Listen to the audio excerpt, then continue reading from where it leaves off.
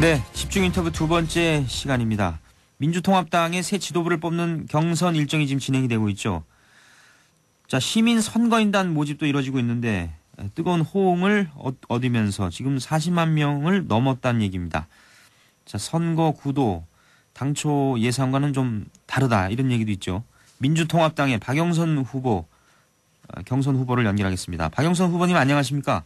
네, 안녕하세요. 예. 자, 이번에 이제 경선에 도전장을 내셨는데 고민도 물론 많이 하신 걸로 알려져 있습니다만은 네. 정봉주 전 의원 문제가 또 뭐 자극제됐다 이런 얘기도 있고요. 네. 예. 어떤 이유로 출마하시게 된 겁니까? 저는 올 한 해를 관통하는 단어가 이 99%의 서민과 중산층을 위한 삶의 질 개선이라고 보고 있습니다. 예. 그런데 지금 1%의 특권층이 이 우리 99%의 서민과 중산층의 삶을 뺏어가고 있는 그런 상태죠. 예. 그래서 이 1%의 특권층과 그동안에 꾸준히 맞서온, 다시 말하면 재벌, 정치검찰, 또 반민주 MB 정권과 정면으로 맞서서 싸워온 사람이 누구냐. 예.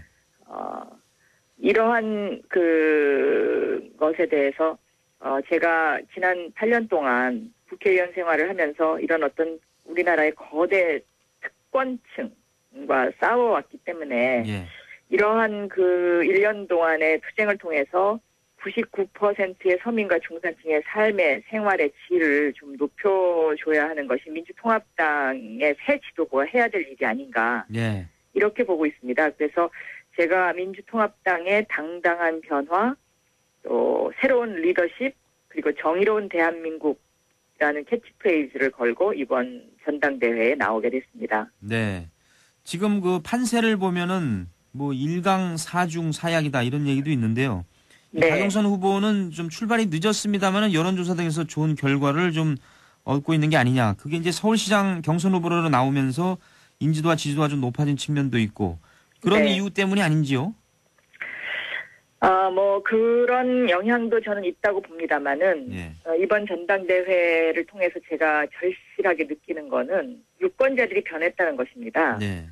그러니까 과거에는, 당대표 하면은, 의정활동은 적당히 하고 정치력이 뛰어난 사람, 예. 경륜이 있는 사람을 선호했었습니다.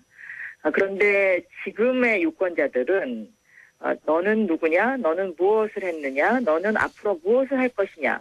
에 대한 그 사람의 정치 철학과 정체성 그리고 정책에 관한 점을 꼭 짚고 넘어갑니다. 네.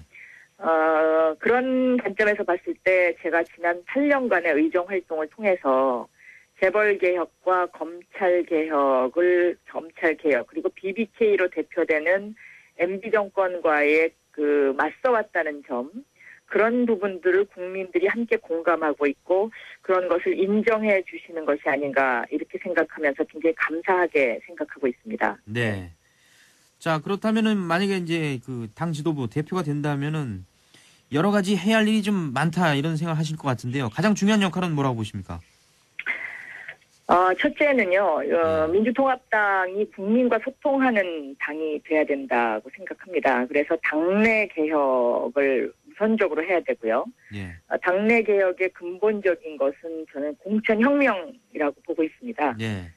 저는 이 공천 문제와 관련해서는 공천권을 국민에게 돌려드리는 국민공천 예비선거제를 이미 법을 제출한 바 있습니다. 예.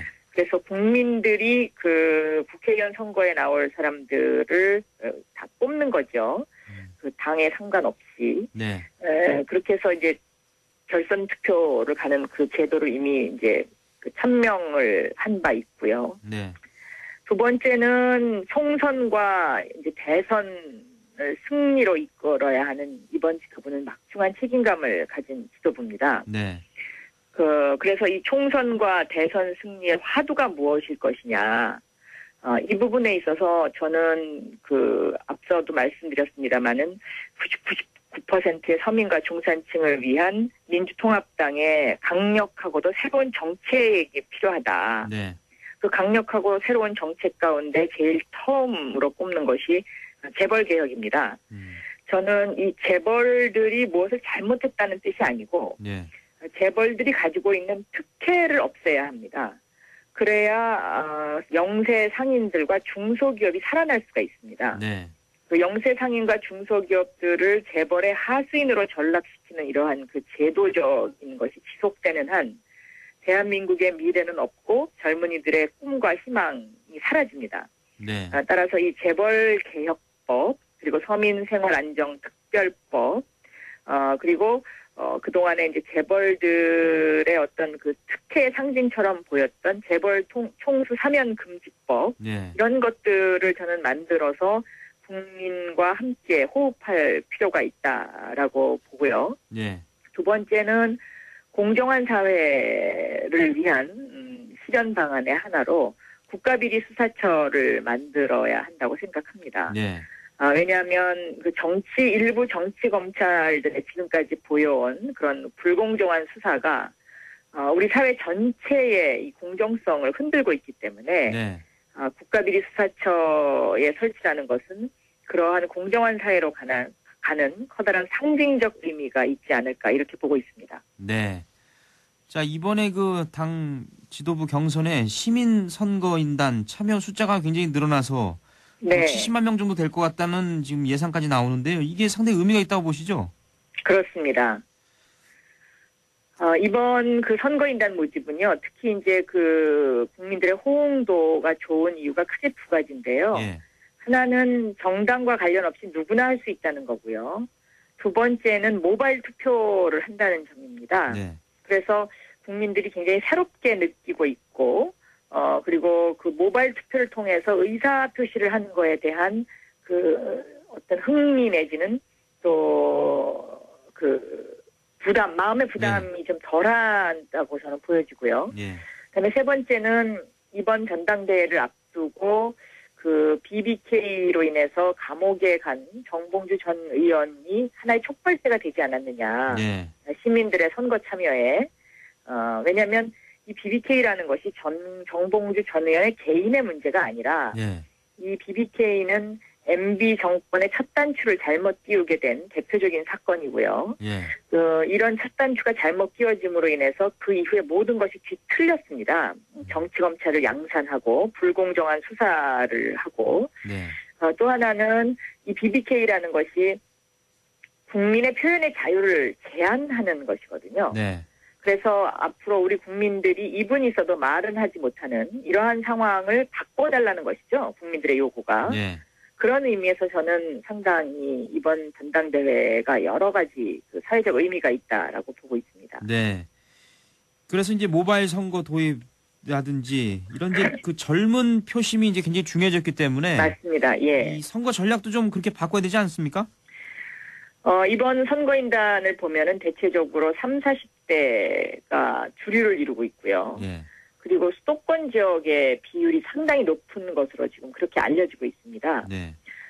따라서 지금까지의 어떤 그 전당대회 하면 그 흔히들 있었던 조직 선거 이런 것은 지금 기대를 할 수가 없게 된 그런 상황이라고 보여집니다. 예.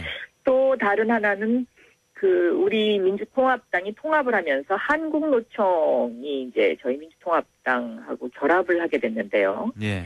이 노동계가 어떤 제도권에 들어옴으로써 이 노동 문제와 그다음에 그 노총이 안고 있는 여러 가지 현안 이슈들이 제도화된다는 어떤 그런 의미 부여가 가능하겠죠. 네. 네. 자, 그래서 앞으로 이제 뭐 번개 미팅이라든지 이런 식으로 이제 유권자들과 접촉하는 네. 그런 걸 좀 준비하고 계시죠? 저는 조직이 없이 정말 빈손으로 이제 출발했고 또 빈손으로 다니고 있습니다. 예. 그래서 제가 할 수 있는 일은 유권자들과의 접촉을 이제 불특정 다수의 유권자들과의 접촉을 이제 늘리는 일인데요. 예.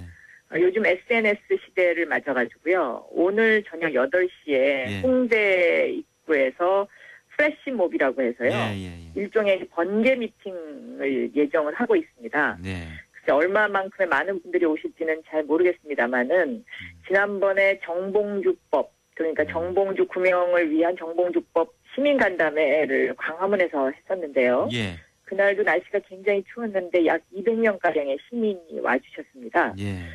그래서 굉장히 그 시민들의 호응도가 높고 그리고 감사드린다는 말씀을 전합니다. 네. 그 정봉주 전 의원이 지금 물론 구속 수감돼 있습니다만 정봉주법은 이제 어떤 내용이고 어떻게 추진하는 겁니까?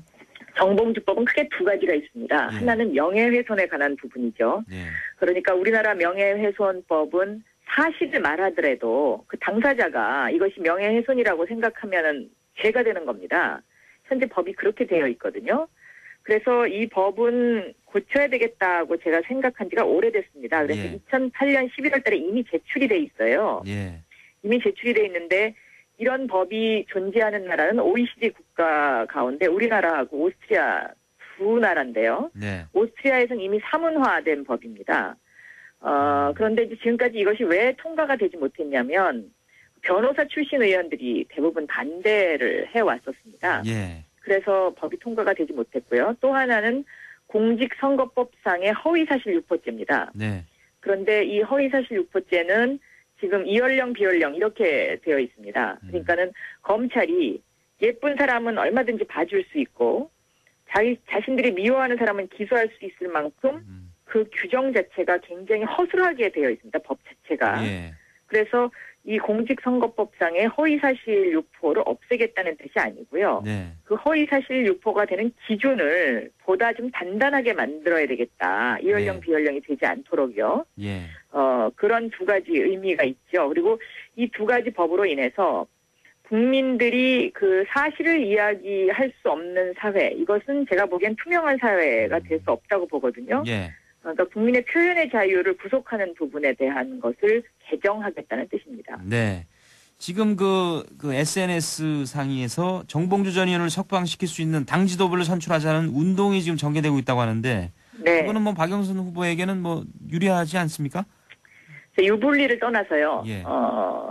이 BBK라는 것이 국민의 표현의 자유의 구속 그리고 무엇이 진실이느냐에 대한 끊임없는 의문부호 이 두 가지거든요. 핵심이. 네. 그래서 이런 어떤 구출 작전이라는 게 단순한 정봉주 개인에 대한 구출 작전, 뭐 정봉주 의원이 인기가 있어서 나와야 된다 이런 의미는 저는 아니라고 보고 있고요. 네. 국민들이 어떤 그런 개인의 호불호에 대해서 이렇게 열광하거나 몰입한다고 저는 보지 않습니다. 네. 이것이 국민 개개인의 생활에 미치는 영향이 있고 그다음에 이런 불의가 판치는 세상을 바꿔야 한다는 어떤 국민적 공분이 있다고 저는 보고 있는 것이죠. 네, 네. 자, 박영선 후보에 대해서 그 말과 행동이 일치하고 실천에 강점이 있는 정치인이다. 반면에 좀 원칙에 대해서 좀 타협하지 않는 측면이 있지 않느냐 이런 평가도 있는데 어떻게 생각하십니까? 네, 저는 그 평가가 맞다고 생각합니다. 네. 저는 지금까지 재벌 개혁을 외치면서 그 금산분리법을 통과시켰고요. 검찰 개혁을 외치면서 검경 수사권 조정 등 검찰 개혁의 절반 정도를 진행했습니다. 네. 검찰 개혁 부분은 아직 미완성인 부분이 남아 있죠. 그래서 이것은 제가 지도부가 되면 앞으로 지속적으로 추진해야 될 부분입니다. 예. 그런데 이런 거대 권력과 맞서 싸우려면은요 원칙이 흔들리면 할 수가 없습니다. 예.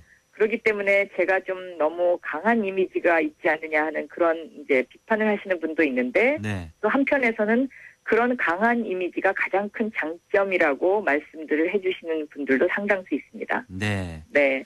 이 시민사회 진영과 좀 더 이 스킨십을 확대해야 할 필요가 있다. 이런 주문 혹시 안 받으시는지요? 필요합니다. 예. 필요하고 제가 시민사회 진영과의 그동안에 일을 많이 해왔습니다. 네, 저는 네. 예를 들면 참여연대나 이런 쪽에서 요구하는 우리 서민생활 안정을 위한 전월세값 상한제법이라든가 그동안에 여러 가지 그 입법 과정에서 시민사회와 소통을 하고 또 많은 그 노력을 했고 또 소정의 결과도 네. 끌어냈습니다. 왜냐하면 국회법상 처음으로 시민단체가 요구했던 그 소원이 국회를 통과한 경우가 2번밖에 없었거든요. 네. 그래서 저는 어느 정도 결과가 있었다고 생각하는데 앞으로 더 많은 노력을 기울이도록 하겠습니다. 예, 알겠습니다. 말씀 잘 들었습니다. 네, 감사합니다. 민주통합당의 박영선 경선 후보였습니다.